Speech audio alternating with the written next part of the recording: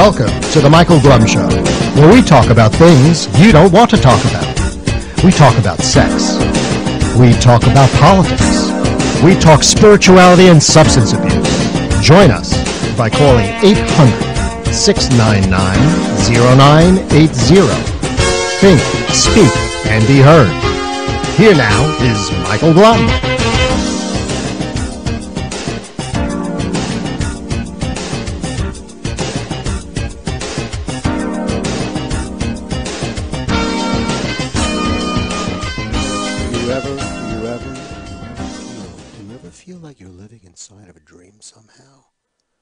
Sometimes I feel like I'm living inside of a dream, particularly recently with all the things that are going on in the world and with all the sentiment that I get and the love and kindness that the liberals and the Democrats throw out to all of the people and all of the people who oppose them. It's quite interesting to me. It's almost like I'm living in a dream. Really is amazing. Somewhere in a dream would be just absolutely wonderful. And in my dream, I would imagine that the liberals are trying to actually deal with people that oppose them without being terrible and nasty. And I make believe in my mind that they're just saying, gee, let's get together, all us Democrats, and figure out how we can appeal to those Jesus-loving racist idiots who hate everything scientific and aren't multimillionaires that live on the coast like everyone we know. So I hope that they change, and I hope that they understand and talk with each other and say, remember, we're here to freely talk about all different things in an atmosphere of openness and fairness. And with that in mind, please make sure you don't say anything like illegal alien or Christmas. And maybe then we can go ahead and also just hand out a sheet of paper to everybody with certain words that you are no longer allowed to say. Like in a dream. I can hear it now. I could hear one of the Democrats, it could be Schumer, it could be Pelosi, saying, with the economy booming, the stock market hitting and setting records, America defeating ISIS, things have never been worse. That's why we need to expand. We need to expand and do some wonderful things, which means we have to convince those dirty, stupid, homophobic, normal people to come to grips with their own failings and come join us as a member of the victimization party so that they too can be victims too. You know, obviously there's something wrong with these people. So we need to help them out because we're a helpful, loving party. We're the party of love, and we're the party that helps people all the time. So we need to really have a genuine connection with normal people. Sadly, Clinton isn't here to help us, and certainly in terms of middle America, there's no one who would be better than her. I mean, no one knows how good someone feels as an American, especially her, you know? Maybe except for Harvey. Remember him, Harvey Weinstein? These are the people that have left the news media this weekend because Paul Manafort has been indicted from something that has absolutely nothing at all related to why the special prosecutor was set up. You know, but maybe he's the one who can help head our party as we look into the future and try to be all-encompassing. We do have our Republican friends that have been quite a help, especially people like John McCain, for him helping preserve Obamacare, something that's going to fall apart, you know, and also for not taking things personally and joining up with the Democrats, many of them who actually just spit at him when he returned from the Vietnam War. And John, you're a maverick, and you're just an absolutely wonderful, wonderful thing. So look, we have to, in our dreamlike world, we have to defend a whole bunch of Senate seats next year, many in red states. How are we going to do that? Maybe our party should move to the left, says Bernie. Move to the left, says Kamala. I know. Maybe we can get Hillary back here. Maybe she's the one who can do it. And no, no, no, no. Chuck Schumer then stops and says, you know, there's an easy thing we can do. We can start treating normal Americans with respect and can honor them for their hard work, patriotism, and devotion. We can stop insulting their religious beliefs and trying to shove our urban blue state values down their throats. When criminals murder fellow citizens, we could choose not to blame law-abiding gun owners and instead of calling them racists for voting for Trump, talk to them and learn why they felt that he was offering something more than the Democratic Party. Nah, I don't think so. Why do that? I mean, that would all be fair. You know, who wants to do something like that? You know, that's crazy. But again, I do feel like I'm living in the dreamlike fantasy world of, I don't know, of liberal stupidity. Anyway, this is the Michael Blum Show. I want to thank everybody for listening to me in that little tirade that I just did. Hope you enjoyed it. I know I did. Anyway, I hope I'm just not the only one. That's always the issue out here.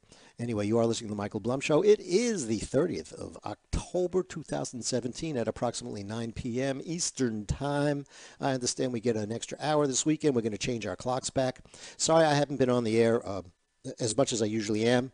I will start to post some stuff up and be very, very good about it. But I was on vacation about 2 weeks ago, and then last week I had a Comcast issue. I wasn't able to broadcast, but here we are now. We will have a guest a little bit later on in the show.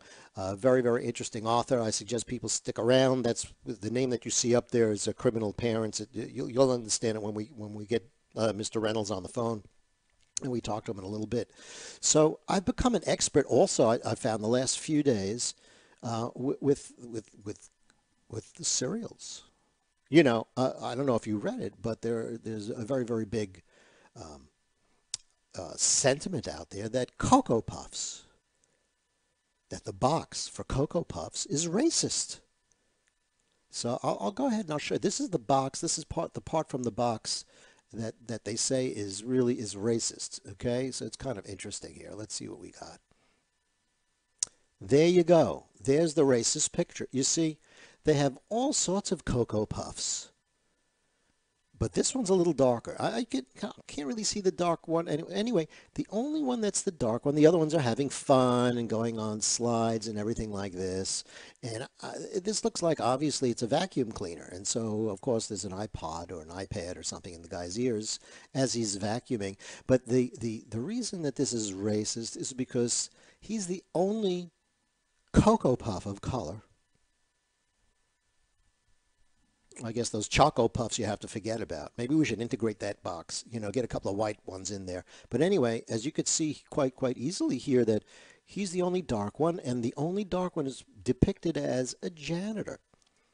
So, you know, the social justice morons out there, I'm just concerned really how they know about this. Because maybe the other Cocoa Puff, the other one in the picture up here, maybe he identifies as black.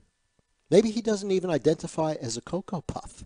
Maybe he identifies as something completely different. Maybe he thinks he's a Lucky Charm. So, you know, I don't think we should be passing judgment on box covers and things that have been drawn on them for years, you know, without actually understanding all of the issues. You know, so I take a great exception to this problem here because, you know, the Cocoa Puffs, they should, at least on the Cocoa Puff carton, we shouldn't have any type of racist activity here. Thank God there's nothing really racist here at all. But, you know, I mean, Count Chocula is like a black vampire. That's kind of odd, you know. And of course, we also do have this wonderful thing. This is the Fruit Loops. I don't know why they would say Fruit Loops, but I think it's extremely offensive to gay people. You know, they call them Fruit Loops. I think we should call them something else, maybe something a little bit less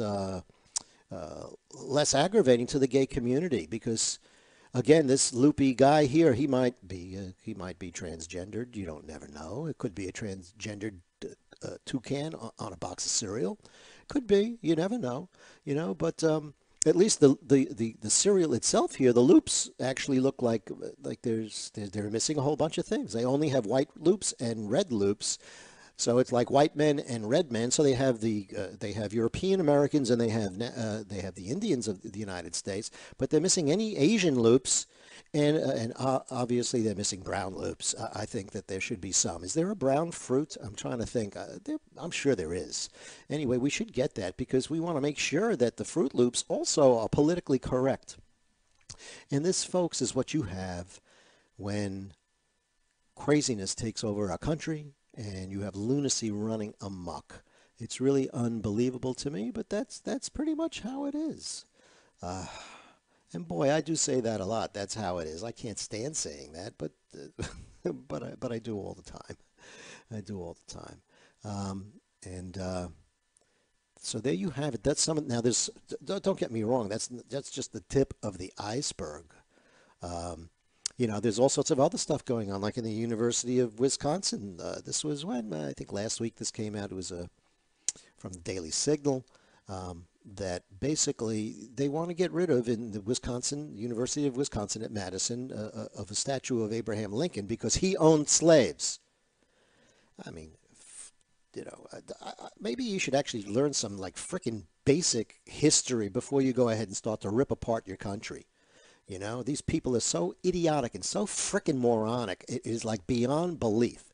First of all, they feel that they can go ahead and impose upon you and upon me and upon basically people who lived 250 years ago the same mores, morals, and things that they perceive now, which I think stink and are ridiculous and moronic. So they feel that how they are now, well, obviously someone 250 years ago should have acted the same way, shouldn't they? What nonsense. Where are your brains? I know where your brains are. They're what you flush usually. But, I mean, it's absolutely idiotic. Absolutely idiotic that we should go ahead and do that. And I feel that way about most of the leftist things like inclusion. Oh, we have to be diversified. Diversity is killing this country.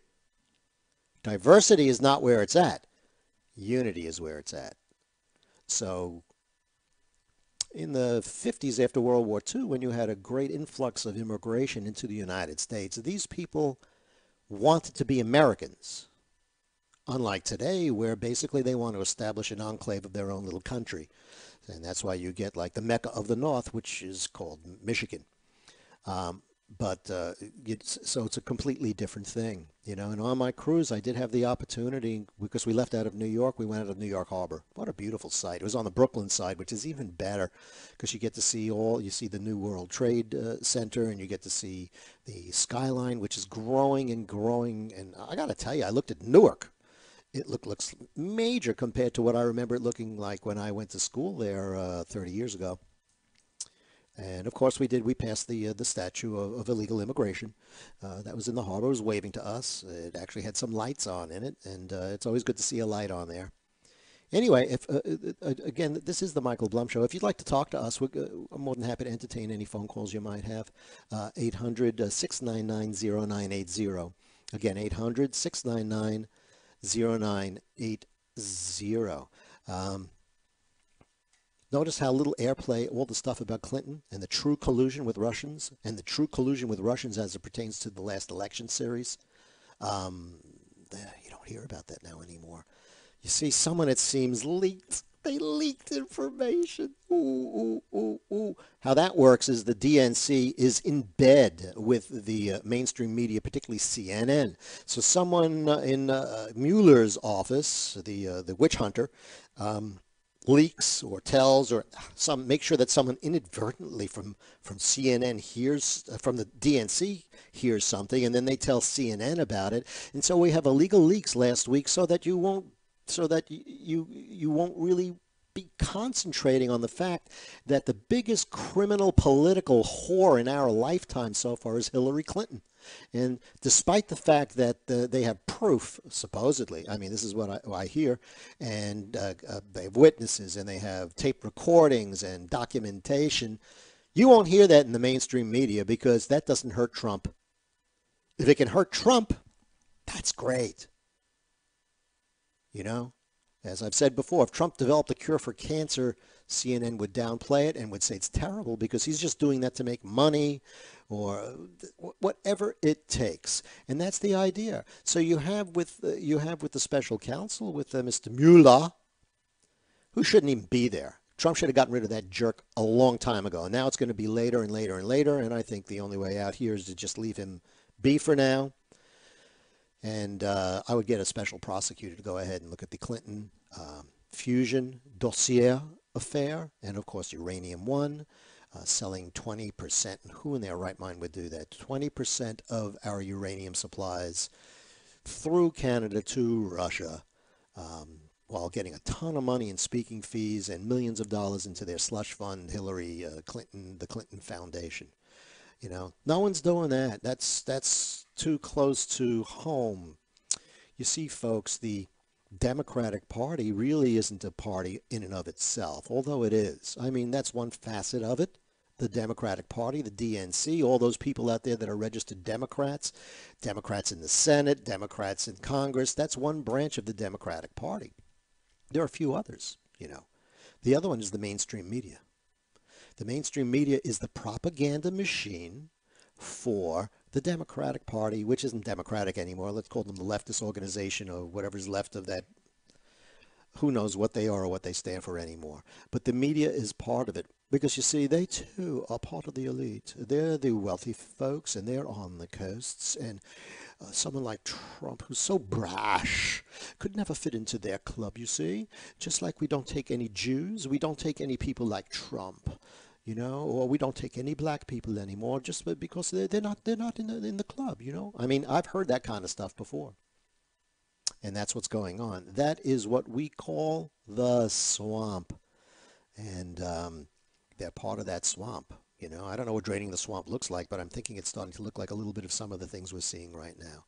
So the Democrats, again, you have the main Democrats, and then you have media. What do I mean by media? ABC, NBC, CBS, CNN, LA Times, New York Times, Washington Post, basically. Plus, you can throw in AP and Reuters and a whole bunch of other folks there that basically, if it's not Trump hating or Trump damaging news, you don't hear about it.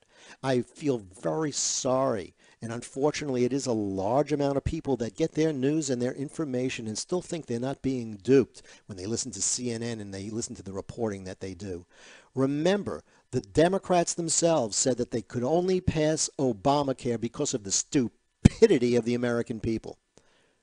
Welcome to CNN, the cesspool news network. You know, or ABC, anything but Clinton. You know, as long as it has to do with something negative with Trump, they're there. They're there. But that's another branch. There's another branch. Now, of course, you have a third branch here, and that is the, I call them the indigent or the people on the dole. The on the dole folks. You see, they're Democrats because they're being thrown a bone, literally a bone. If you look at all of the major rotting, decaying cities, most of them, if not all of them, have been for a long time, decades, run by Democrats. So what they do basically is, are they properly educated in those areas? No. Are they properly fed in those areas? No. Is crime controlled in those areas?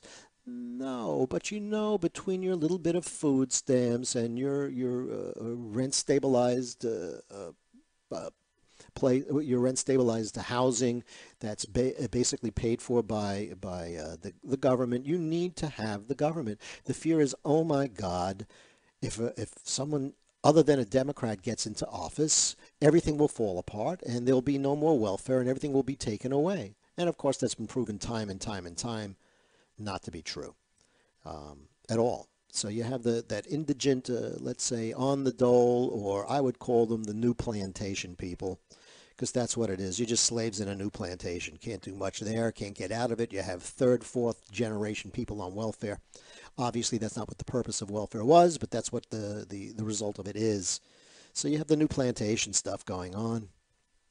That's another branch of the Democrats. So you have, again, you have the actual Democrats. You have the propaganda machine, the media, and you have basically the new plantation people. Those are all part of the new Democratic Party. And you get another group now, and these are the fascist military leftists. So, Antifa, Black Lives Matter. You have all of these hate groups, criminal hate groups that have been legitimized by the Democrats because basically Democratic ideology, as you see, if you're don't agree with us, then basically you are homophobic. Basically, you're an idiot. Basically, they made all sorts of stuff. I mean, you could hear what Clinton said. I mean, God forbid she'd think that maybe alienating more than half of the United States might be a reason that she didn't become president. Thank God. I think every day that Trump is in office. And would he have been my first pick or my best pick? No, probably not at all. But at least he's not a politician. At least he gets stuff done, providing the Senate, which again is part of the problem too. You see, that could be actually, we should call that the fifth part. The fifth part of that is actually the political cartel. Whether they're Republicans or not, they don't really care. That's not what it's about. Remember, there's almost a complete breakdown of what is a Republican and what is not a Republican if you're trying to use some of the definitions and some of the things that happened in the past. There really is almost no sense of party like that.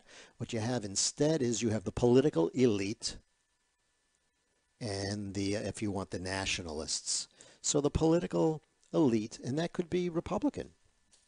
Obviously it is. I mean, look, the Republicans failed to do anything with Obamacare after 7 years of yapping about that they do something. If they don't do what they say they're going to do, why would you ever even vote Republican?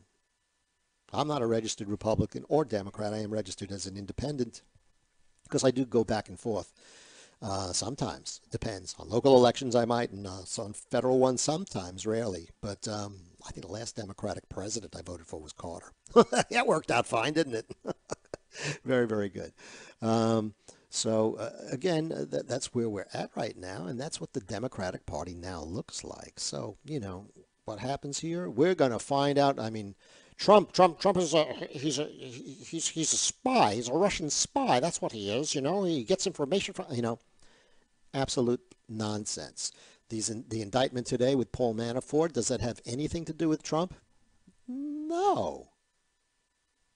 But you see, when you start a witch hunt, you give the witch complete and total power, which is so frickin' stupid. I have no idea why Trump would allow this to happen. I mean, he's hurting himself. He should have gotten rid of this guy. This guy shouldn't have been there. Or if he was there, it should have been, you have 1 year to figure out how I've colluded with the Russians to do something about this election. That was the purpose.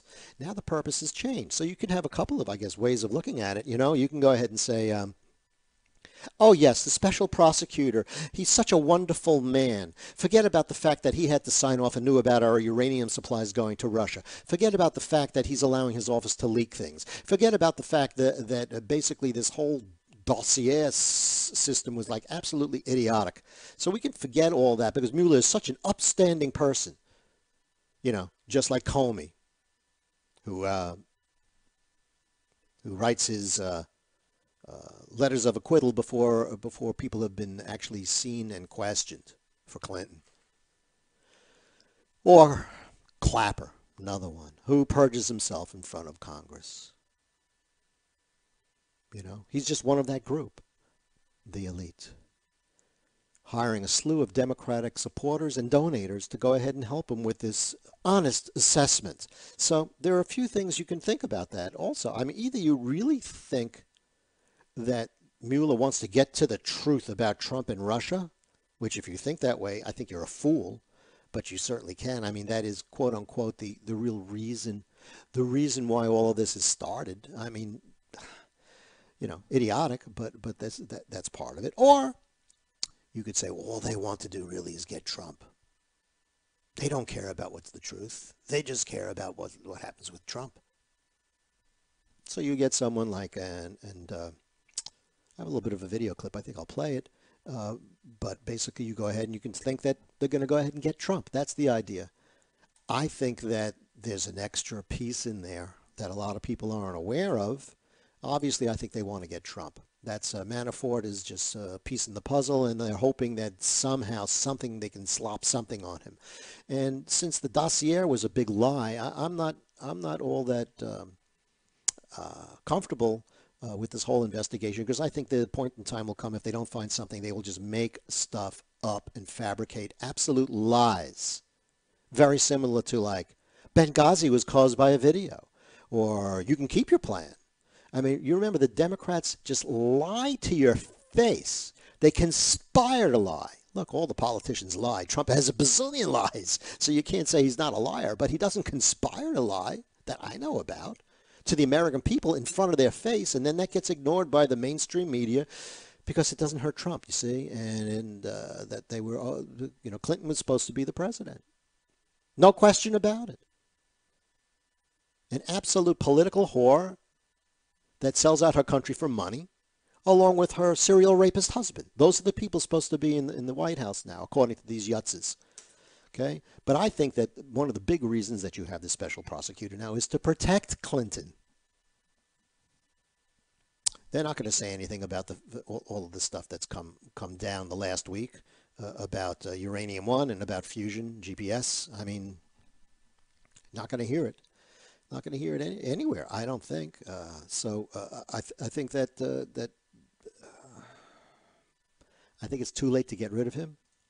So what I would do instead is I would go ahead and I would instead go ahead and get another special prosecutor. And I hate spending people's money like this, but I think I would get another special prosecutor, and that prosecutor would just be for that one purpose of exposing and penalizing and do whatever you can in terms of law against the Clintons and the Clinton Foundation, along with Barack Obama, the FBI, Comey, anyone else who was involved with all of that sold out this country, so that now you can go ahead and make some yellow cake powder and go ahead and have nuclear weapons based on United States uranium, goes to Russia, goes to who the hell knows, goes to Iran, goes to North Korea.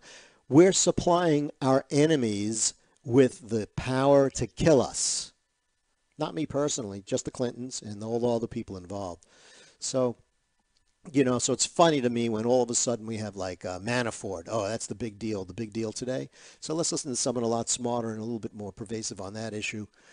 With a Fox News alert right now, former Trump campaign chairman Paul Manafort is turning himself in, tied to the Russia investigation. Yep, these pictures showing him leaving his home in Alexandria, Virginia. It's not a happy man at this moment, obviously. This happened moments ago. Steele's trying to confirm these reports, along with more information on his business partner. The New York Times is reporting that Manafort and his former business associate, Rick Gates, were told to surrender to federal authorities this morning. Again, the charges against them are still not clear. There are images out of Washington, D.C., where Mr. Manafort and his lawyer are actually walking in the front door of the FBI field office. Joining us right now, walked in our front door, Alan Dershowitz, lifelong Democrat, attorney, Harvard Law School professor, and author of Trumped Up. You actually predicted what is happening right now in this book. Sure. It's all about leverage. They're going after Manafort on something that apparently has nothing to do with Trump. Years ago, his own business. Tax fraud. Yeah, but what they're saying to him is, we got you now, and we don't care about that. But if you can tell us something about Trump and the campaign and collusion, we'll give you a get-out-of-jail card free. So it's all about leverage. That's the way prosecutors work. And Gates lasted a little bit longer, a longtime protege with the same international contacts. And after Manafort was jettisoned, he stayed. Then he went to a super PAC, and then they told him to leave the super PAC. One thing is, the Trump people did move quick to get rid of Manafort as soon as these Eastern European ties came up. Sure, and that will help Trump distance himself. But Manafort knows where the bodies are buried. He was an intimate. And if anything happened wrong in the campaign, and there's no evidence that anything did, Manafort would know about it. Even if he wasn't directly there, he'd have heard about it. Sure. And so this is an important event for Mueller to try to get leverage over this intimate. You know, the first rule in American crime is, if you're going to commit a crime, commit it with somebody more important than you are. So you can turn them in. They can't turn you in. Right. And that's what's going to happen. Now, you know. So that's part of it. I mean, I may play a little bit more of it, but I do want to move on today because we do have a guest. I'm going to give him a buzz, see if he's around, see if we can get him on the air. Should be interesting to go ahead and have him on. Very, very interesting gentleman from what I can see and what I've read. So let's go ahead and give him a call and see if he's around. We can get him on the phone, and that's the one I want.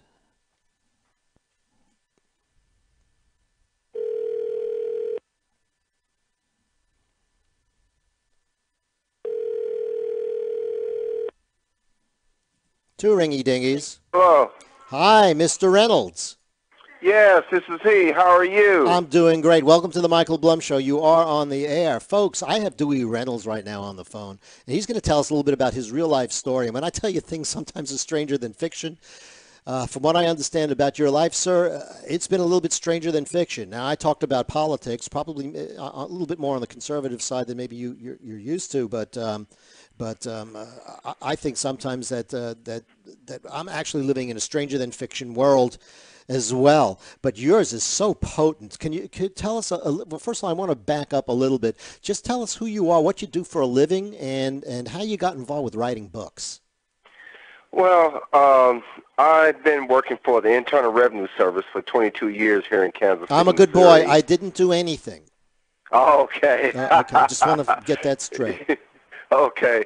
And I've always had a love for writing ever since, I would say, maybe high school, because I'm an avid reader. I always love to read, and I'm a very creative person. I'm always reading, like, magazines, newspaper articles, books, whether it be nonfiction, fiction, memoirs, biographies, etc. So I've always had a love for writing. So I always felt like, that one day that I would go on to, just try to write my own book or whatever. So as the years passed, I had always thought about writing a book, but I didn't know which type of book I wanted to write about. Now, the book that I have out now that we're going to be discussing here on the show is called Two Shades of Vice, based on the true story of an interracial couple's life together in crime, in which it entails about how my mother and father were an interracial couple. He was a white man, she was a black woman, who were heavily involved in a lot of vice back in the early 60s. Of course, I was born in 1964. And they both abandoned me at 6 months. My brother was 7, my sister was 4. And I had started researching their background, and then I got to know who my father was. Then he died a month after I met him. Then I met my mother. And so I started learning more about their background and about their criminal history, and I thought it was really a fascinating story, even with them being my parents. So that's how I decided that I would really write about this story. Okay, so you're writing, but you've written other books as well. You've written about your experiences in foster homes as well. Am I correct? Yes. I wrote about after I was born, and once we started living in this foster home. Very abusive home, very neglectful. I mean, we lived in deplorable conditions, and it really became a game of survival there because we faced a lot of horrible conditions in this home. And, of course, that's kind of like the part 2 to the book that I have out now, and I kind of feel the need to want to go back and revise that one later on. But the one out now, like I said, is Two Shades of Vice, based on the true story of an interracial couple's life together in crime. But yeah, I mean, I write fantasy, I kind of write thrillers, and maybe mystery too. So is this the first one you're attempting that's pretty much nonfiction? Yes, exactly. This is the first book that's considered like true crime nonfiction. I like true crime stuff. Yeah. I hate to mention it, but I had one of my grandparents was actually a criminal. Oh, I see. So I've had some experience with that. He passed away when I was rather young, so I don't really remember much, but the stories are kind of, as you can imagine, frightening sometimes and horrific at other times. It's really, who you get involved with is very important. So to what level of crime were your folks involved with? I mean, what went on there? Wow. Well, okay.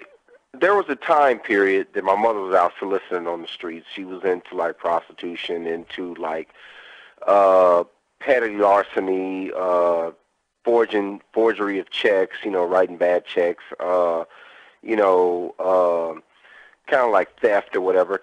And of course, my father, he was into everything you can imagine because, see, I have actual documentation of their criminal rap sheets of all the crimes that they committed, as far as dates and depositions, and as far as like indictments and convictions of a lot of things that they did over the years. But see, what had happened was my father met up with my mother on the streets, and he knew that she was good at about the prostitution game. So he had purchased a body. He had purchased a house that was used as like a body house. And in this house, there were like prostitution, there was drugs, there was bootleg whiskey, contraband cigarettes, you name it, a gambling den in the back of the house and everything. So they were running all kind of vice in this house. And for the prostitutes that worked for my father, they would meet up with the customers or the tricks out on the street, and they would bring them to the house. And my mother would be the one that would greet the men that would meet up with the women and everything, and she would take the money, and they would go upstairs, and she'd take them upstairs to the room, and they do what they do, and then after that, she would try to sell them cigarettes or try to sell them drugs or try to sell them whiskey on their way out or whatever, even maybe do so even when they, come into the house. So basically, they were involved in a lot of different, facets of vice. And but I think one of the biggest things was prostitution. And were they ever violent with what they did, or was it pretty much just vice and you tried to keep it cool?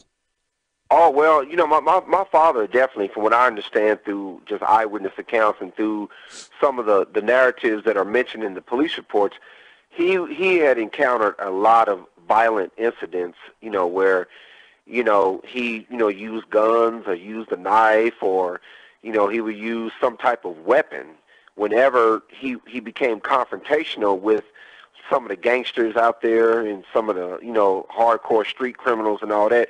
So he definitely engaged in some violent encounters with some of the opposition that he really faced out there on the street because it was so competitive. I mean, you had guys that wanted to be pimps. You had guys that wanted to be drug dealers, guys that wanted to be hijackers and robbers, and you name it. So he definitely was involved in, oh, my God, I can't even tell you how many violent encounters that he had with some of his opposition out there. Wow. What year are we talking about when your folks are really active? I understand they met in right at around 1960, at the beginning of the 60s. And like I said, I was born in 1964, and they did it for several years, but eventually it all came to an end and it came crashing down all around them because vice kicked into their main body house and found drugs and contraband cigarettes and whiskey, and couple of the prostitutes were upstairs with their tricks, and so they had enough to put them in jail for at least 3 or 4 years, from what the police reports say, and that's how me, my brother, and my sister eventually ended up in foster care.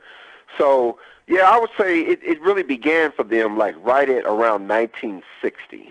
Now, in 1960, although that was kind of like the beginning of civil rights movement and a little bit more understanding, to have an interracial relationship was still rare and looked down upon.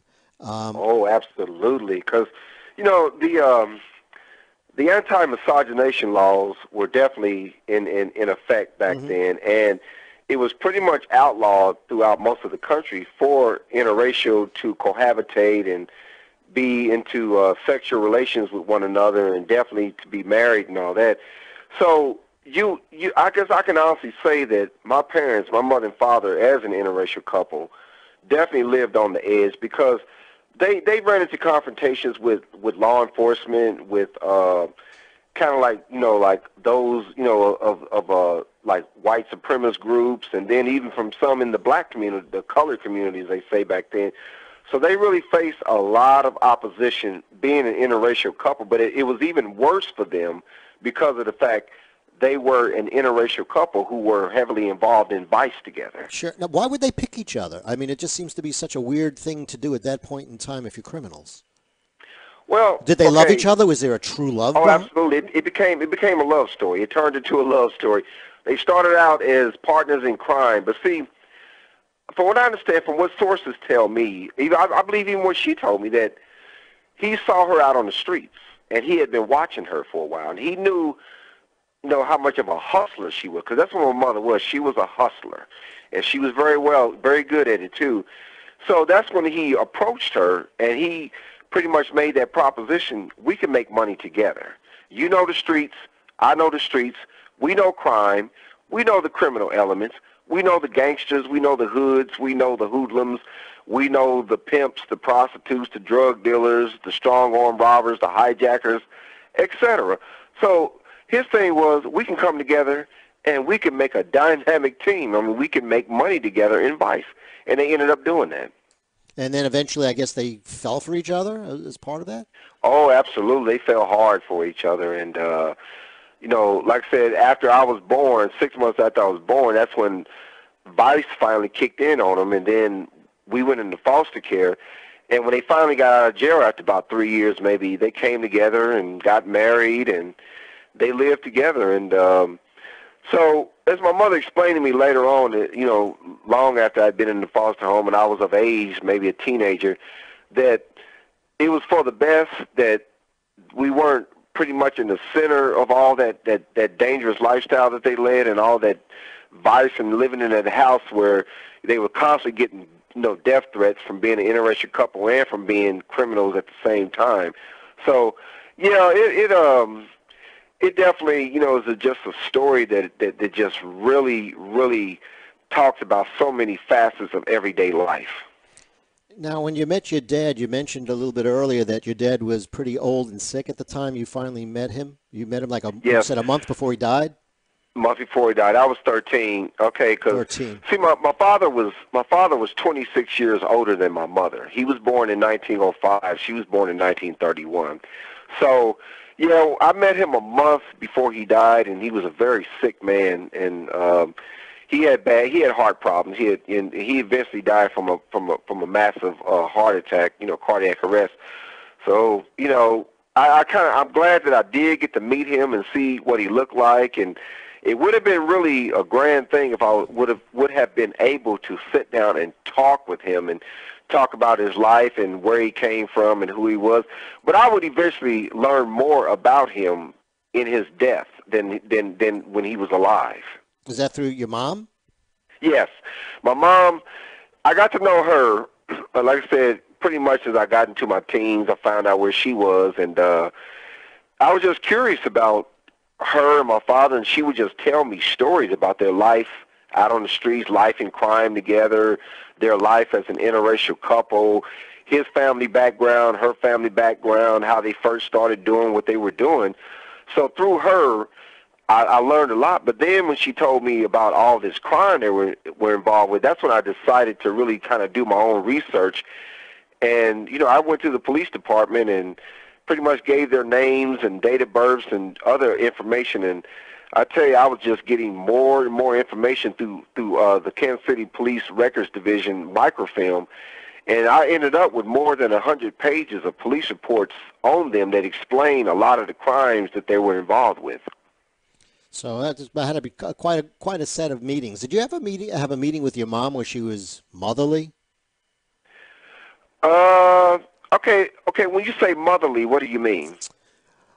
To me, it would seem that someone who's given up their children because they know they're involved with things that are not really good might feel sorry about it, or might just say how terrible it all was, or maybe just rationalize it away. But somehow you feel like an attachment to mom. You know what I mean? I mean, they say that the last words usually people say is they cry for their mother before they would pass on. I'm just curious if you had any of that, or if you felt she had any. Should she relate to you as some estranged child that she had once, or was it more like as soon as you got together, she kind of became mom? Am I making myself any clearer? Yeah, I kind of feel as though I know where you're coming from. I mean, I kind of felt like that she and I forged a relationship with one another, and I do know that she had regrets. She was not proud of what she did, and she could not make excuses for her and my father abandoning us, and us ended up in foster care. And I do believe that she found closure long before she died. And, of course, I was bitter for a long time, and I found closure, and I made peace with it. And, of course, my mom died in 1999, and we got to know each other very well. And I think we ended up having a good relationship. And like I said, I was just so intrigued about them and just them as an interracial, because during that time, like you said, during that time period, I mean, it was, like I said, it was outlawed, for number one, and you really took a lot of risk back then being involved in interracial. Him being a white man, her being a black woman, and them just being involved interracially like that, you really caught a lot of hell from all sides. So, yeah, I mean, we got to know one another, and I think that we kind of almost got to the point where we did have a mother and son relationship. That's pretty awesome, you never know how those things will work out, but that's pretty amazing. I'm sure that when you talked to your mom and you started to learn and you looked at all of these rap sheets and things from your parents' past, was there one thing that you found to be like absolutely shocking or super disturbing as compared to the other stuff? Okay, now the question is about my mom, as far as being shocking about my mom or my parents. Correct, both, either. Okay, in relation to, like you said, their criminal background or their rap sheets and all that? In relationship to that, yes. Yeah. Well, I'll tell you what's amazing is the fact that when I got to reviewing all these police reports, I got to looking over these criminal rap sheets. Now, my father, I'll tell you what I find amazing about him. He did prison time in 5 different states: Missouri, Illinois, California, Texas, and Arizona. And he had over like 56 criminal convictions throughout the years. And these charges ranged from like burglary and larceny, strong-arm robbery, solicitation of prostitution, trafficking of narcotics, possession of illegal firearm, assault and battery, selling whiskey without a permit. I mean, and it just went on and on and on, and car theft and just on. And it's amazing to know that someone did have done prison time in 5 different states. I was like, wow. So that told me this guy really got around. He really got around. And as far as my mother, she had like several, criminal convictions for like prostitution, petty larceny, theft, forgery and all that stuff. So, yeah, I mean, it's quite a story. I mean, just to learn all that, because growing up in the foster home, as I would say again, I didn't know anything about them. I didn't know who they were. I did not know what they looked like. But over time, thank God, I would learn who they are. I would get to see what they look like and learn more about their background.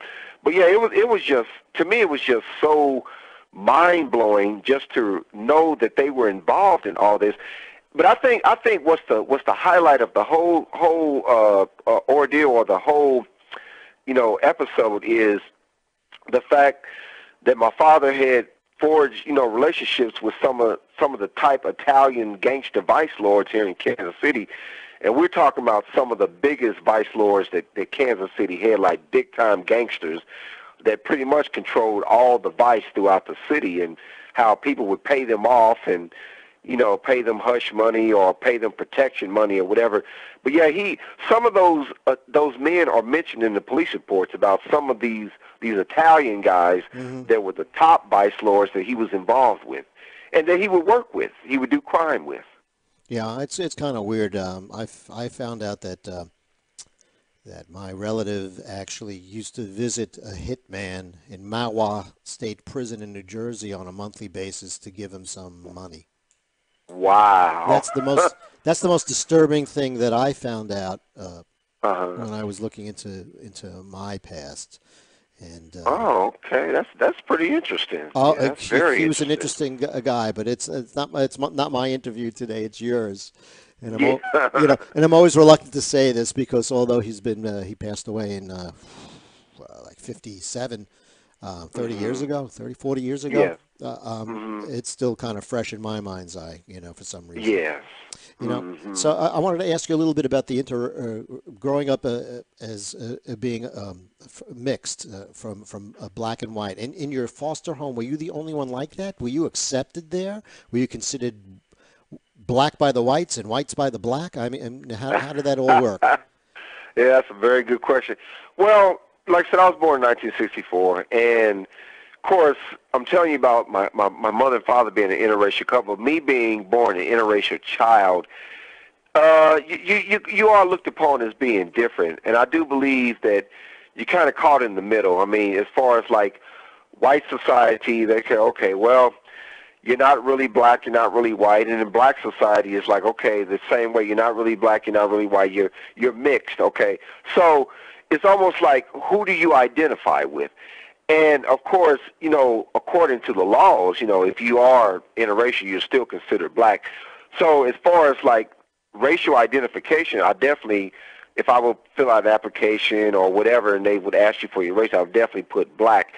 So, I mean, but interracial children, I don't know how I think things may have gotten better for them, but I know when I was coming along, you kind of like caught a lot of flack from people, and, they ridiculed you, they ostracized you, they talked about you, like for instance, like I remember, I was telling someone this not too long ago, I remember when I was in elementary school, and I think I was like in the 4th grade, and the bell had rung for school to let out. So I come out on the playground. There's like 20 other kids. These are all black kids. They all on the playground, and they all start chanting, "White boy, white boy, white boy." Because you had me being this real bright complexion, fair skinned black kid with real curly hair and everything. So when you look like that, they just knew automatically you were mixed. You couldn't have been all black. So I got teased a lot, definitely. I mean, you do get teased. They call you white boy, the white. And I was one. There may be like maybe one or two other kids like that were interracial in school, but I was one of the very few that was considered like all black. So kids in the neighborhood, kids at school, and kids at the park, and wherever most places you went, they did have a name for you, and it wasn't nice, and they teased you a lot and everything. So I did go through that coming up. I really did as an interracial child. Are you married? No, I'm not. You have a significant other? Yeah, I do. Is that person a black person or a white person? She's black. Mm-hmm. Okay. All right. So if you had children now, you would be kind of changing your own gene pool a little bit more to the black side. Yeah, exactly. Yep. Okay. Did any of that enter? Would you have gone out and dated white folk? Or a white girl? Yeah, I have a couple times. Yeah, I have a couple times. Matter of fact, I dated one for about a year, and she was a very nice lady, and we didn't really get too many stares when we went out in public, but maybe I can recall maybe 2 or 3 incidents where, we walked in the place and black and white people were in there, and they were all staring pretty hard, and she noticed and I noticed it. So, but yeah, I've dated white women before. Any big difference? I've never dated both. Just curious. Culturally, there's sort of a difference. Yes, I would say culturally, you kind of like see the difference. As far because I grew up, in a black neighborhood, black school. Everything was black. That I grew up, the environment I grew up in, and I was pretty much had exposure to like very few whites. So therefore, as I grew older, I started, becoming more accustomed to the white culture. But yeah, I mean, as far as like when we were dating the white lady, I mean, I could see the cultural difference. And obviously, you're dealing with someone with another culture, so that I think should be expected. Yes. But if that's all you saw, then that's pretty open-minded. That's a really open-minded way of looking at things. You mentioned your foster home experience a few times. We didn't get into anything with it. Were you like, did you go from one place to another place to another place? No, you know what? I was in the same foster home. We never were adopted. Of course, my sister and brother, and then, well, see, they emancipated out of the foster care system. went on to get married and have their families and all that. Did they call it an emancipation, or is that your term, or is that what they call it? Well, when you turn 18 and all that, you know, okay, you're out of the system now. Okay. Yeah. So now I was in the same foster home for 15 years, first 15 years of my life, and when my foster mother died, I went to live with a friend of hers, and when I went to live with her friend, I didn't feel as though I was in a foster home. I felt as though I was in my own natural home. But during that time that I was in this foster home, she kept a lot of other foster children. She kept handicapped individuals. She kept, you know, people that were crippled. She kept people that were mentally challenged and all that. So it was kind of like a home for foster children and for mentally challenged and crippled people. So handicapped people. Was she just pretty much just whatever the government would pay her a certain amount of money, so she tried to just have as many people in there as possible? Yeah, see, you caught on real quick. Yeah, exactly. It was a situation, and I look back on that experience. It really was a situation of the lady was overwhelmed. She had a husband too, but she was overwhelmed with trying to keep up with all those people at home. She knew she couldn't keep up, but she was always bringing more people into the home. Foster children, handicapped people. The home was overcrowded. It was a very, like I said, we lived in deplorable conditions. I mean, it was unclean, unsanitary, and et cetera.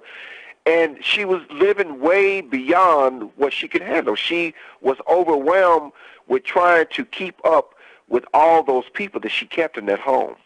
Now, I imagine that it was the state pretty much. I don't know what state you were in. Was it Kansas at the time? Missouri. Okay. So I'm sure the state was paying for this. Did the state ever come down or look at things or have any input or say or do anything for you? You know what? Let me just put it this way. I can point the finger at the state, and then again, I can't point the finger. It's kind of like, like that, stratification there. But I will say this much. It was almost like, from what I recall, it's like they would bring foster children to that home. Some would stay 3 months, 6 months, a year, but I don't think none of them really stayed there no more than like a year. As long as I can recall, a couple of them stayed there 2 years and they were gone. Because I was there from the from the time I was 6 months until I was 15. But it's almost like they would bring foster kids to the home and just drop them off and leave. And rarely did they check on anybody and see how they were doing, and the handicapped people too, and they would drop them off and then they would leave, and that was it. And that was it. Your state tax is working for you, you see? Yeah, exactly. Yes, exactly. Here, you take them. We don't want them here. We can't, we don't have enough facilities. And that's a good way of looking at it too. That's nuts. Oh, God. See, I have a firm belief that the problem with the United States for the last 25, 30 years has been the United States, Yes. And the problem usually doesn't solve the problem. You know what I mean? That's right. You're right about that. It sure doesn't. So I'm kind of happy with how certain things are going politically and so forth. Now, I'm curious, this, to me, to write a book like this, for me, would be kind of gut-wrenching to do in a certain way. And it might give you a catharsis also. But has writing this book, which is now not fiction, it's about your family, has that book done anything for you in your life or changed how you view things as compared to other things you've written?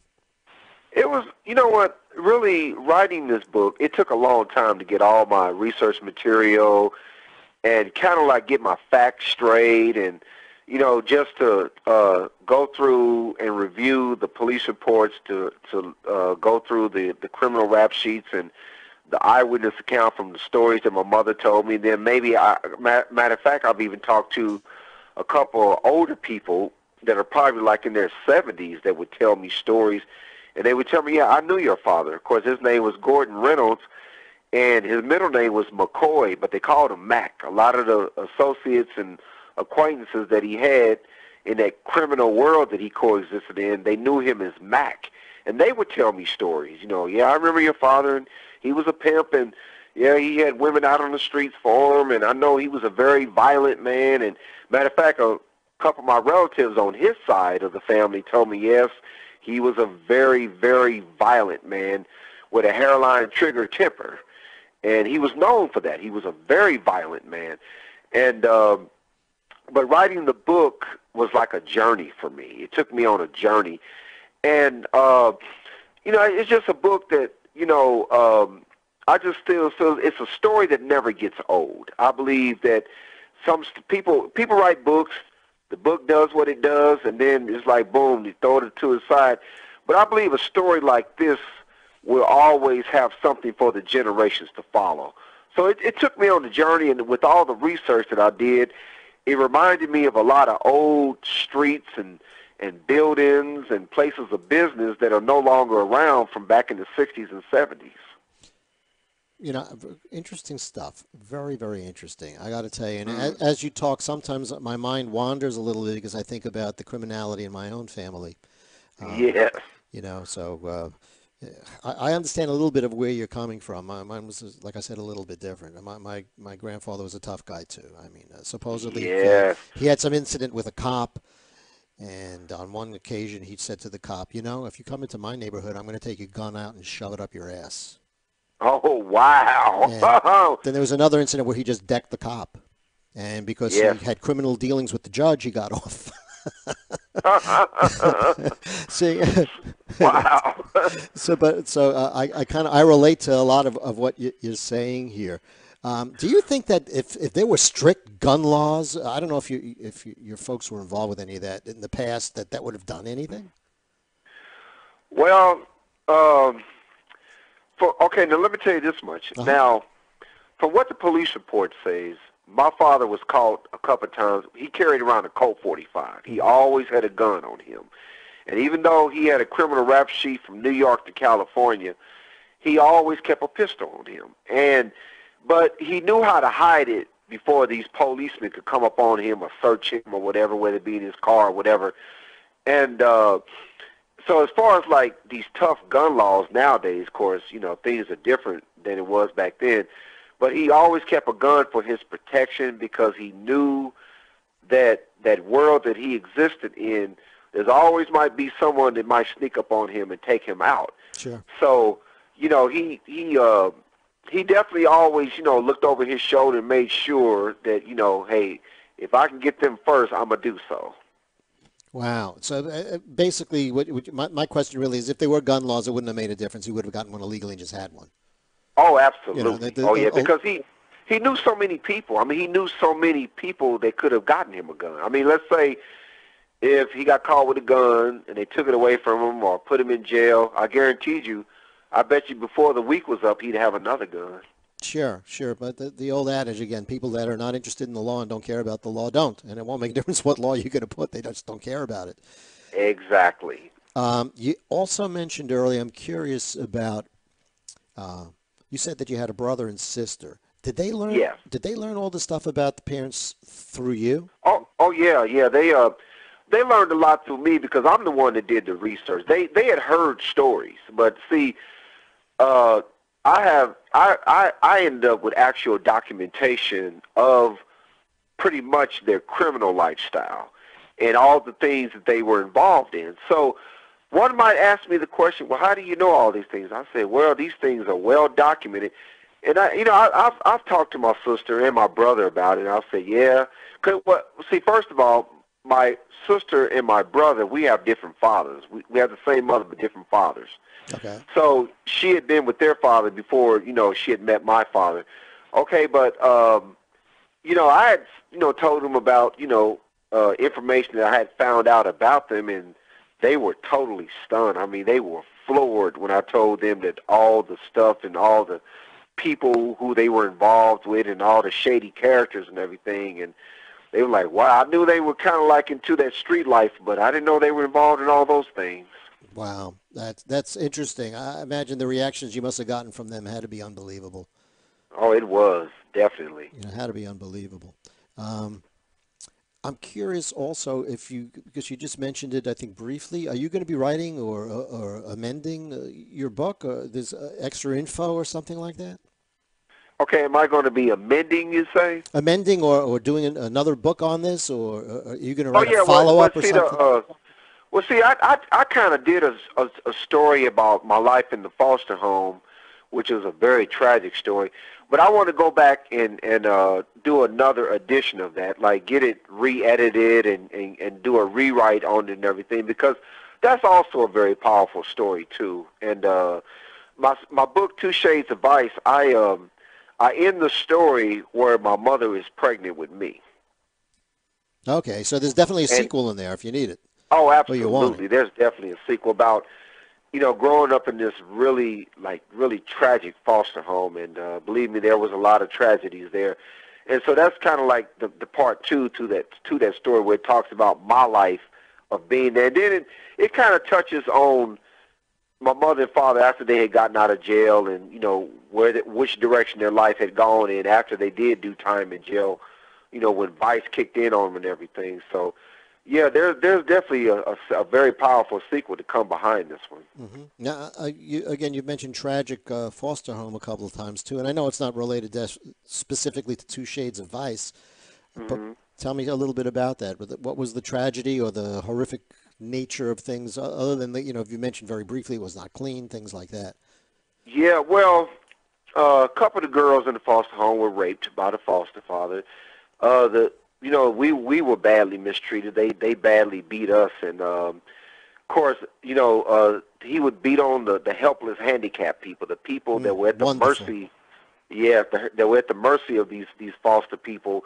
They beat on them and mistreat them, and the house was very unsanitary. I mean, we slept on mattresses and stuff that with defecation and urine, and I mean, it was rats running through the house, and it was just deplorable. I mean, and it was really a horrible incident. I mean, it was really we were definitely in an environment, where you were mentally abused, physically abused, and like I said, the home was unsanitary, and like you said, and you mentioned about the state. I mean, the whole time when I look back on that incident, I asked myself, did they really care? Had this information being presented to them, that, this house is abusive, this house is unsanitary, these people don't care about these people, all they care about is getting a check every month, and they're neglecting these people and all that. So,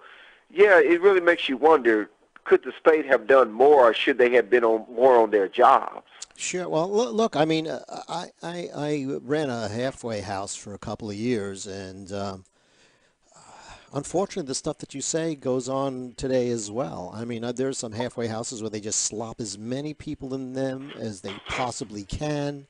There really is no counseling going on. It's really filthy to live in there.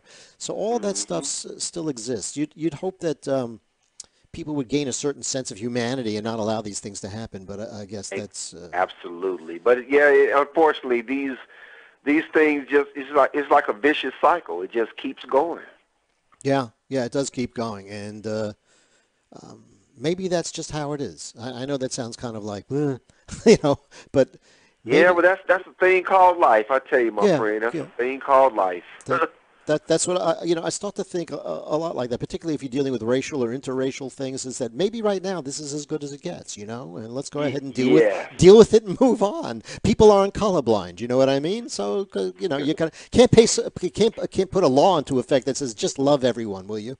It just exactly. It would be nice if we could, but unfortunately, it's not like that. Yeah, no, it isn't like that at all. It isn't like that at all. So your follow-up books, they'll be coming out. Tell us if we wanted to get the books. I mean, is it just an Amazon thing? How would we go ahead and do that? Yeah. Well, the book, of course, again, is called Two Shades of Vice, based on the true story of an interracial couple's life together in crime. It's available at Amazon.com. You also can go to my website, www.DeweyReynoldsBooks.com. That's www.DeweyReynoldsBooks.com. But I tell you this much, my friend, I definitely see this being a movie. I can definitely see it being a motion picture. Well, you sure got enough stuff there to do it. I mean, it's a kind of a lurid tale, and it's going to be fascinating and interesting for people. I would just stay away from Harvey Weinstein if you're going to go ahead and get this done right now. I don't know. He'd be like your really go-to guy. Yeah, you know what, you're right about that. He would be the last somebody in Hollywood you would want to talk to about right now. You're so right about that. That whole thing is weird to me too, Dewey. I heard about the casting couches and all of that, and you figured that was maybe during the golden age, but I guess some things live on. You know, and you're right because, okay, not to get off the subject, but I was just going to tell you real quick. I saw a story about the history of Hollywood, and they were saying how the big guys, the big moguls like Samuel Goldwyn, Louis B. Mayer, Jack Warner, Harry Combs, etc., that ran these big studios, they all demanded sex from the starlets, the women that they made into stars. So here we are in the year 2017, like you were saying, the golden age of Hollywood, and the casting couch is still pretty much in full effect. But you ask yourself the question, with all these women coming out on Harvey Weinstein, is that going to change anything in Hollywood? Well, if you look at history, the answer would be no.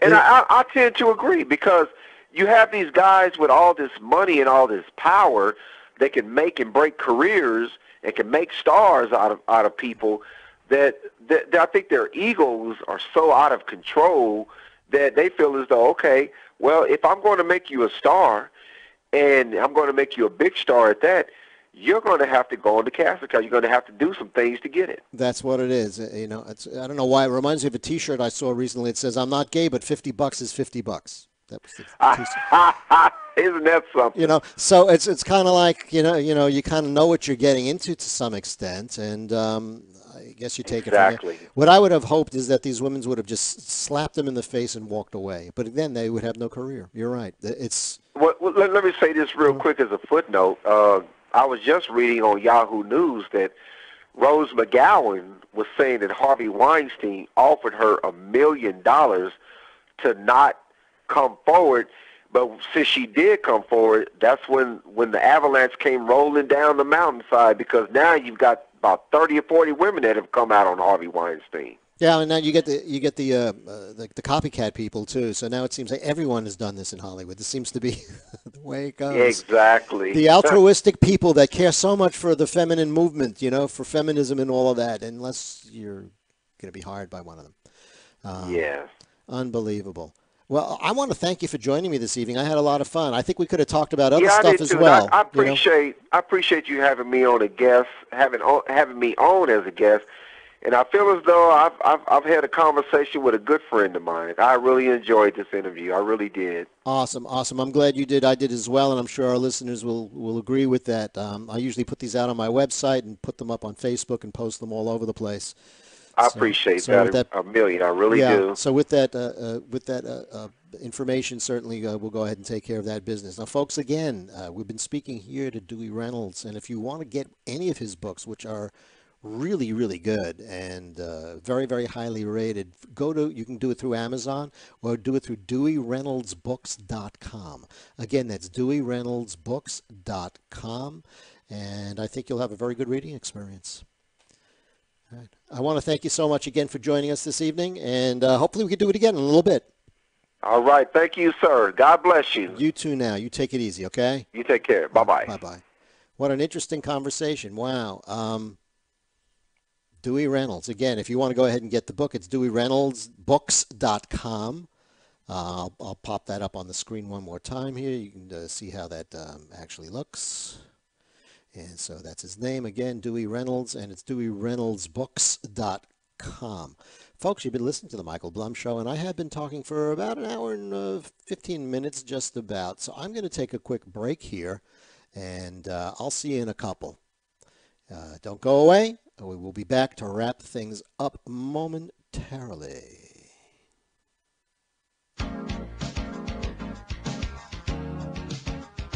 Hi, this is Michael Blum. Did you know The Michael Blum Show can be heard every Monday night from 9 to 11 p.m.? We also broadcast 24/7 from our website, michaelblumshow.com. That's michaelblumshow.com. You can be anonymous, so call us and let your voice be heard.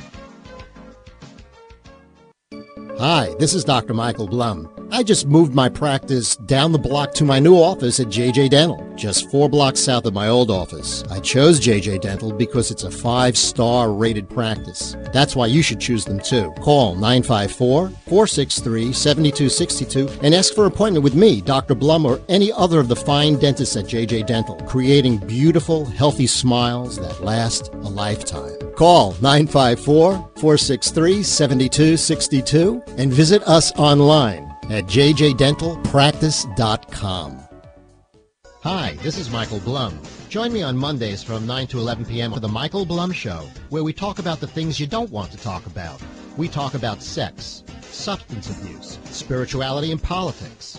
Think, speak, and be heard. Join us on The Michael Blum Show. This is Steve Kane, and I'm in studio today with Dr. Jonathan Cook of JJ Dental. Dr. Cook, what are people looking for when they choose a dentist? A bunch of things. I would say number one, first and foremost, they're looking for somebody who they get a sense that they care.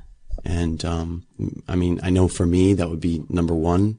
Also, obviously, convenience. You know, location is an important factor. I mean, most people aren't driving miles and miles in their car to get to whoever it is that they need to see, whether it's a dentist or a doctor or whoever. But we're in downtown Fort Lauderdale. A very convenient location. You don't waste their time, is the feeling I get. No, we want to make it very easy for patients in and out. What is that line? Just because they call it a waiting room doesn't mean you have to spend your whole day waiting. There you go. Exactly. Yeah. Precisely. Call Dr. Cook at JJ Dental for an appointment. The number 954 area code 463-7262 or online at jjdentalpractice.com. Hi, this is Michael Blum. If you would like to be part of the Michael Blum Show and be a sponsor, call us at 800-524-8040 or email me at michael@michaelblumshow.com. We could have been listening to your commercial for your business rather than this stuff. Call us at 800-524-8040. This is Steve Kane with Dr. Jonathan Cook from JJ Dental. Jonathan, I was just blown away by the reviews that your patients left online. Yeah, sure. My website and Yelp, Google Places, Facebook, you name it. There's plenty of places to go to find 5-star reviews and read what our patients are saying about us. You heard Dr. Cook. Go online, read his reviews. You'll be blown away too. And then call for an appointment, 954-463-7262 or online at jjdentalpractice.com. Hi. At the Michael Blum Show, we talk about the things you don't want to talk about. If in your own personal life you have an experience or an event or something that's changed you, we'd love to hear about it and maybe get your story on air. Feel free to give us a call, 800-699-0980. Again, that's at 800-699-0980. Or feel free to email me at michael@blumradio.com. That's Michael, M-I-C-H-A-E-L, at blumradio, B-L-U-M radio.com.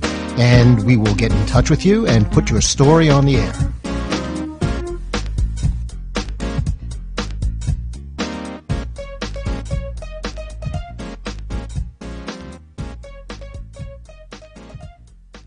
This is Steve Kane, and I'm here with Dr. Jonathan Cook from JJ Dental. Jonathan, what are some of your most popular services that you perform over at JJ Dental? Well, I would say cosmetic dentistry is number one. That's our major focus. But one of the beautiful things about our practice is there's nothing that we don't do under our roof. The days of patients bouncing around town to find different specialists are over, and there's nothing that we can't do at our office. So, we have specialists that come into our office to provide the patients with the proper services. So aside from cosmetic dentistry, we also have endodontics. We do root canals, implants, veneers, crowns, bridges, Invisalign, You name it, there's not much that we don't do. For all your dental needs, call Dr. Jonathan Cook at JJ Dental. Phone number 954-463-7262. And online at jjdentalpractice.com.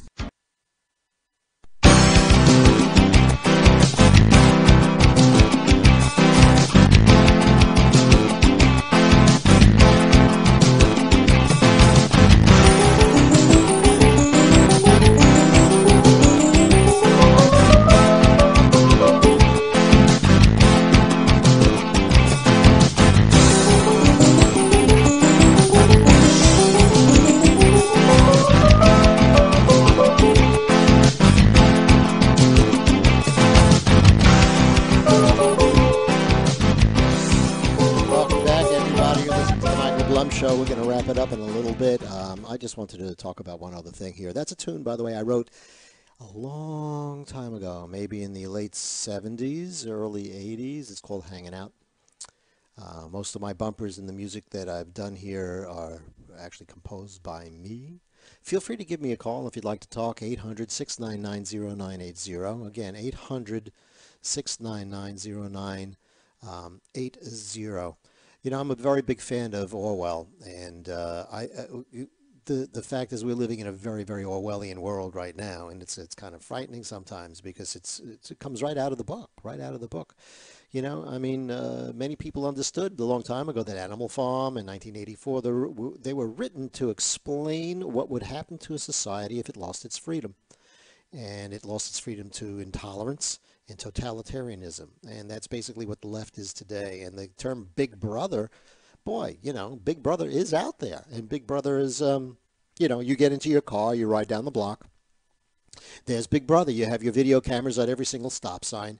Then you stop, you go ahead and get gas. And as you get out of your car and you go ahead and you put in your credit card or whatever you're doing, there's another set of cameras there that are watching you. Make sure that you don't do anything funky out by those gas pumps. And then certainly if you go into the store, you're going to be photographed as well. So, you know, Big Brother really is watching you. Now, it may be a little bit different. I mean, telescreens, I think, was the term that was used in 1984. And you had to know how to kind of get away from them if you actually wanted to do something in private, which actually never really existed. So if you read Orwell, and I think everyone should, you should read 1984. Not an easy book to get into, but once you're into it, it's really good. You have to understand that socialistic totalitarianism and its defining features. You have to know what that is if you want to go ahead and move forward. And basically, that is the institutionalization of propaganda. And that's the media, mainstream media. And their objective is to warp and destroy your sense of reality. Folks, if you listen to me, you will be better off because you will know more. Don't listen to the mainstream media. Go ahead and go online. Look at some conservative blogs as well. Get a more rounded picture because all you're being fed is a bunch of garbage. You're being fed the Kool-Aid, as they say, and basically your grasp on what the media thinks is important just is not. They have one goal in mind, and that is to dethrone Trump because Queen Hillary should have been the president. And we hate Trump, we hate Trump, we hate Trump, you know. Another thing that totalitarianism does is it fosters what's called a conformity or a group think or collectivism, which is designed to eliminate critical and independent thinking. Look at almost any university now. They're diverse as you can get, those universities. They got black folk, white folk, Asian folk, American Indians. They have lesbians. They have women who think that they're men. They have men that think that they're women. They have women that think that are men, but the men that they think that they are a little bit effeminate. You name it. There is diversity all over the place, except in thought. If you don't think like how they think, then you are a threat now, and you can be hit and persecuted. And that's okay in their mind's eye because they are just ridding the world of the evils of your backwards and independent thought. So we have that going on too right now. It's really unbelievable. This is a quote, I think, let me get this quote. Here we go. This is a quote from the book. Every record has been destroyed or falsified. Every book rewritten. Every picture has been repainted. Every statue and street building has been renamed. Every date has been altered. And the process is continuing day by day and minute by minute. History has stopped. Nothing exists except an endless present in which the party is always right. That sound like today? That sounds like today to me. That sounds like the left wing of the Democratic Party or the Democratic Party or the Democrats or whatever the hell they are nowadays. Who the heck knows? If you're a Democrat, you want to explain to me what your issues are, what you stand for, feel free to give me a call. You can still get some dibs in here. It's 800-699-0980. There's some other terms that came out of this book that I think are really rather fascinating. One of them was newspeak, and the other one was called doublespeak. And basically, we know those today as being politically correct. I guess that's the way to do it. Newspeak is a distorted reality accomplished by manipulating the meaning of language and words. So Jesus healed the cripples, but you can't say cripples. You know, I mean, they're physically handicapped. So you have to change your words around. So go ahead and do that. You're no longer a normal man. You're a cisgendered person. So this changing and manipulation of the meaning of words and things like that's happened too. So that's newspeak. It's brand new ways of looking at the old words so that you can kind of be diluted and distorted. Doublethink, from what I remember from the book, was basically being able to ignore reality, ignore what's truly happening, and ignore common sense and substitute instead and embrace a distorted or false narrative. Kind of like the Trump organization during the election colluded with the Russians. It's never happened. It's a false narrative. And that's doublethink. So you're actually trying to think of, you have to think that reality doesn't exist and be intellectually dishonest at the same time that you're promoting an agenda that you know isn't real. So that's where you get into your doublethink. Again, let me quote from the book. It says, the whole aim of newspeak and doublethink is to narrow the range of thought. Now, to me, political correctness is the same goal. And that's why the adherents to it are so intolerable. I started off by talking about the racist packaging on Cocoa Puffs, because there's just so much of that goes on. I mean, there was I chose not to talk about the article, but I forget what college is a professor there who says mathematics is innately racist. Yeah, if you're trying to change reality and you want 2 and 2 to equal 5, I guess it is. But they talk about the word pie, and it refers to Greek people who are white. I mean, what the hell do you want from the past? The past was the past. You can't change the past. That's what it is. To go ahead and institute your mores for the past means you're a fool. It can't happen. You can't go ahead and use the same set of judgment that you have now about things that are happening in the world as compared to what happened 250 years ago when this country was formed. It's just unbelievable. It's unbelievable. So basically, what you see happening on college campuses, you got this political correctness nonsense, and basically they want to just shut down and silence people who they disagree with. You know, they want to remove historic figures and statues and all. There's reasons to remove all of them. I did a show. I talked about the Ku Klux Klan and Malcolm X. So anything that's devoted to him or anything, we should be getting rid of it. I mean, you know, it's such a lopsided, moronic way to be. But unfortunately, that's what's happening. We are an idiocracy. We're a bunch of, not everybody, and I get on this a little bit too heavily because I can understand why a lot of people think what they think, but I can't understand why a lot of people do what they do. And I understand where everyone's coming from, but I'm not sure that I know who it is that they're coming from. So it gets kind of crazy for me. But basically, the colleges want to shut down and silence people. You know, you get this little tiny Jew boy, Ben Shapiro, you know, he's 5'5", and you could breathe on him and knock him over, and yet there's like millions of dollars being spent on security throughout the United States to have him talk for a half an hour about free speech. Unbelievable. But, you know, that's how it is. And if you have opposing views, forget it. If you're not into climate change, which I'm not, Or if you're not into gay marriage, which I don't really care about. If you want to get married, go ahead. It makes no difference to me. I don't care who you are in bed with or anything like that. It makes no difference to me. But there, for a lot of people, it does. If you have an opposing view, you have an opposing view. Okay, so go ahead now and just live your life. You don't have to go ahead and destroy people, hate people, try to do them damage, push them, shove them. There's another news article about a white student at one of the colleges that got pushed, and the school said basically she deserved it because she's white, and she should get used to that because she's had so much privilege in her life that it's okay to do that. Well, once you start to break down things like that, you've now lost your country pretty much. And look, let's face it, we talk about Big Brother. What is the NSA? That's all it is. The NSA is Big Brother. They track and record all emails, all texts, all telephone communications in the United States. And now they have a new face too, because you could add things like Google to that list and Facebook to that list. And Amazon, hey, they know everything about it, anyone's preferences and what they want to do. And, that's kind of, we're looking into the telescreens that Orwell talked about, So shortly after 9/11, I know that Pam Geller, another person hated by the left, began documenting and educating people on radical Islam and Sharia law. And basically, Facebook blocked her and her over 1 million plus followers. Okay, Google followed suit, and I believe she sued them and had that all reversed. But there is an internal war going on, and you folks got to be aware of it. There is an internal war being waged against the values and the institutions that made America great.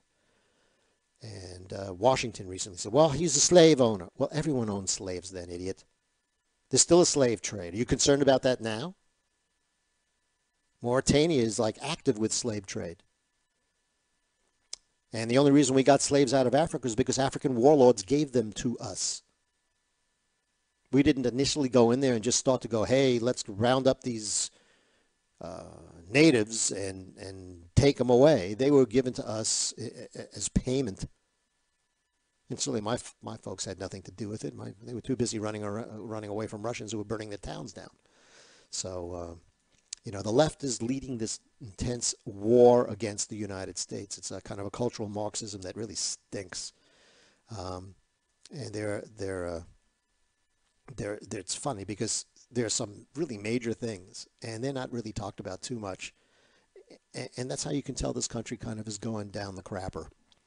There is really no discussion that I hear about anyone about the fact that the nation's debt has doubled in 9 years to over $20 trillion. No one talks about that. How can you let that happen if you're running something? 20 trillion, it's not their money, I guess. They don't give a shit. Roses are red. I should say Republicans are red, Democrats are blue, and neither one gives a crap about you. And that's true also. Trillion, people forget. People don't realize trillion, what that is. A trillion seconds, not minutes, not days. A trillion seconds ago was 36,000 years ago. Again, a trillion seconds ago was approximately 36,000 years. But no one talks about that. How can you live? How can you have to eventually, you're inviting the collapse of your own country if you do that. The other thing is the reluctance to prosecute establishment lawbreakers in government. And so now there's a two-tiered system in that. It's either you're in the political elite and that's okay, you get a pass, or you're a regular person and then you get thrown in jail. And the other thing that you see going on, which really is a telling sign to me, is that the establishment's corruption has really allowed and is accommodating extreme anti-American groups, as though they got a legitimate role to play in anything at all and in policy making. Whether they're taking down historic figures today or controlling the nation's borders or establishing police protocols and law enforcement. All of that, we've allowed groups like Antifa and Black Lives Matter and the Black Panthers and all of that to be considered like they're normal folk. They're not. They're anti-American creeps. They want nothing more than the destruction of this country as we know it. And then, of course, eventually they would, not survive either, because this country is the reason that they can survive. And the hostility to the Trump presidency and the establishment elite of the political cartel in both parties, in the media, teachers' unions, university faculties. Okay, that was another branch, actually, of when I talked earlier, but the universities is definitely another branch of the Democratic leftist party. Okay, but all of those things are going on, and they're indicating things to us, but no one is watching that. Everyone would just prefer to hate Trump and think that hating Trump somehow is going to do something good for the country, when obviously it just will not. And there's a real state of corruption in this government, and it got nothing to do with Trump. There's nothing to do with Trump. Society is really should be committed to liberty, prosperity, the opportunity for everybody. And the key element is free speech. But you don't see that happening anymore too much. Okay, Orwell always reminded us that throughout this whole book, the importance of the First Amendment, noting that if liberty means, and this is a quote from the book, if liberty means anything at all, it means the right to tell people what they do not want to hear. And exactly the opposite is happening right now in the United States. And that's a real damn shame. Well, folks, I had a good time tonight. I hope you did. I hope you enjoyed listening to it. Let everyone know that we're back in the flow here, and we will speak to you next time. You're listening to The Michael Blum Show, and we'll talk to you then. Have a wonderful week, and we'll see you soon. Oh, and I forgot to say this, which I add in all my broadcasts, that everything in the world for you folks is possible. Fewer things are probable, but one thing is certain, you're alive. So go ahead and live your life to its fullest, because tomorrow is promised to nobody.